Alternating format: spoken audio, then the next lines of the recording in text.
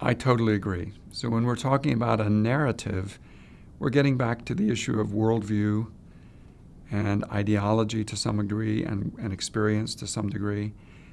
And that narrative is a story that is touching us emotionally. That's how stories work.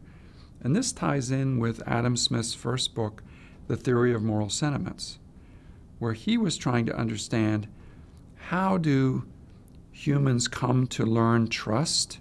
How do we come to be able to share?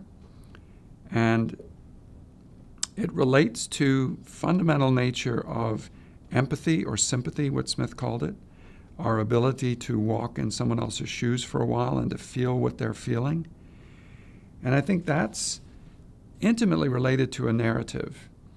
If you can empathize with somebody else's story, you are much more likely to cooperate with them than if you are not able to walk in their shoes in some degree. So when we think about great literature that have changed people's worldviews, that has changed policies and institutions.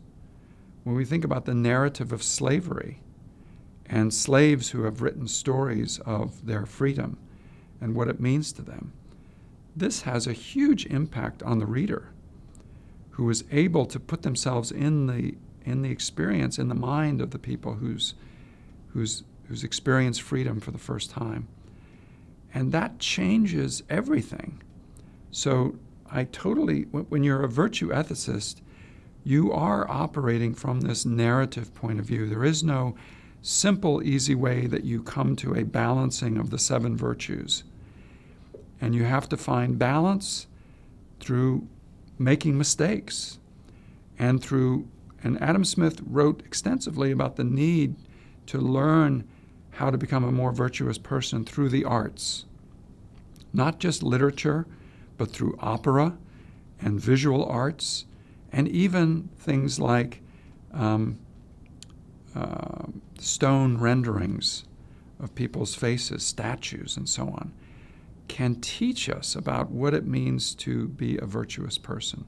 And so it's all tied up in narrative.